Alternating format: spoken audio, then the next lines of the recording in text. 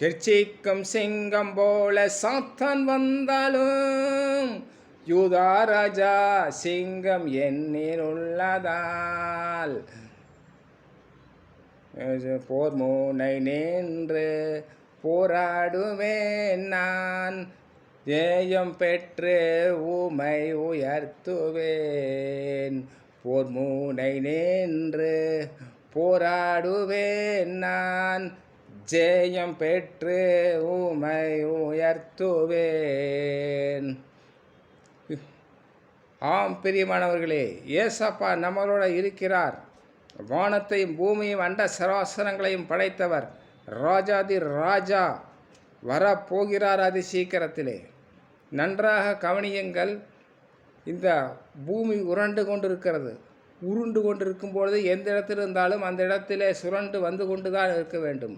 அதை போலவே விஞ்ஞானிகள் கடவுள் படைத்த அந்த சக்தி, அந்த இதை கண்டுபிடித்து கொண்டிருக்கிறார்கள். கட்டது கை மண்ணளவு கல்லாதது உலகளவு கண்டுபிடித்து கொண்டே இருக்கும் பொழுது விஞ்ஞானிகளும் கடவுள் படைத்ததும் ஒன்றாக வந்து சேரும். நன்றாக கவனித்து கொள்ளுங்கள்.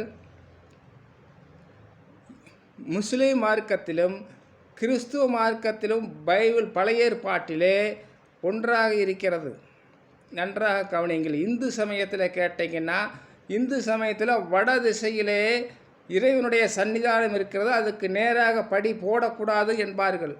அது இந்து சமயத்தின் முக்கியமான அவர்கள் தெரிந்த ஒரு உண்மையான அறிவு. பார்த்து கொள்ளுங்கள். சங்கீதத்திலே சங்கீதம் என்று தாவீது ஸல்லல்லாஹு நபி எழுதினத 48வது சங்கீதத்திலே 2வது வசனத்திலே வடபுறத்திலே ஜொலித்து கொண்டிருக்கிற சியோன் பர்வதம் கடவுளுடைய சன்னிதானம் இருக்கிறது என்று தாவீது ஸல்லல்லாஹு நபி சொல்லியிருக்கிறார். பைபிளிலே தாவீது ராஜா, முஸ்லீம் குரானிலே தாவீது ஸல்லல்லாஹு தாவீது, அதே போல் ஆபிரகாம் என்று சொல்ல பைபிளில் அவர் இப்ராஹிம் நபி, மோசே என்று சொல்லுகிற பைபிளிலே, அது குரானிலே போகும்போது மீசா நபி என்று சொல்லுகிறார்கள். யூசுப் என்கிறதான நபி என்கிறவர் தமிழ் பைபிளிலே பழைய ஏற்பாடிலே வரும்போது யோசேப்பு என்கிறார்கள். பெரியமானவர்களே, நீங்கள் பழைய ஏற்பாடு பைபிளில் படித்தீர்கள் என்றால் முக்காவாசிக்கு மேலாக, ஏன் முழுவாசியுமே அந்த பைபிள் குரானை பற்றி தெரிந்து கொள்ளலாம். நன்றாக கவனித்து கொள்ளுங்கள். கடவுளுடைய சன்னிதானம் வடதிசையிலே இருக்கிறது. அதற்கு ஆதாரம் சங்கீதம். தாவீது ராஜா எழுதின சங்கீதம் 48ஆம் அதிகாரத்திலே 2வது வசனத்திலே வடதிசையிலே ஜொலித்து கொண்டிருக்கிற சியோன் பர்வதம் கடவுளுடைய சன்னிதானம் அங்கே இருக்கிறது என்று திட்டமும் தெளிவுமாக கடவுளுடைய வசனம் சொல்லுகிறது. பிரியமானவர்களே, அதனால் என் சகோதரர்களே, அன்பு சகோதரர்களே, முஸ்லீம் கிறிஸ்தவ சகோதரர்களே, இந்து சகோதரர்களே, கடவுளுண்ட ஏசப்பாவண்டை வாருங்கள். சரித்திர உண்மை இதெல்லாம் கேட்டு ஏசப்பாவண்டை நெருங்கி வாருங்கள். அவர் அதி சீக்கிரம் வரப்போகிறார். இந்த பூமி அழிய போகிறது. வந்து அவரிடத்திலே சேருங்கள். அவர்தான்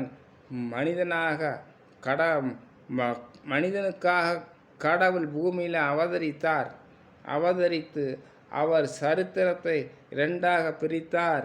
மரித்து 3ஆம் நாள் உயிரோடு எழுந்தார். நாறி போன நாற்றம் எடுத்த பிணத்தை உயிரோடு எழுப்பினார்.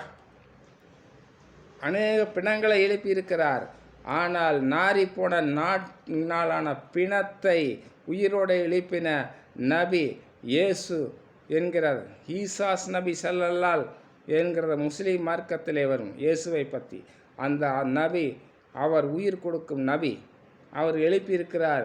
இயேசு அப்பாவண்டை வாருங்கள். பிரியமானவர்களே, நெருங்குங்கள். அவரை நானே வழியும் சத்தியமும் ஜீவனுமாயிருக்கிறேன் என்று சொல்லியிருக்கிறார்.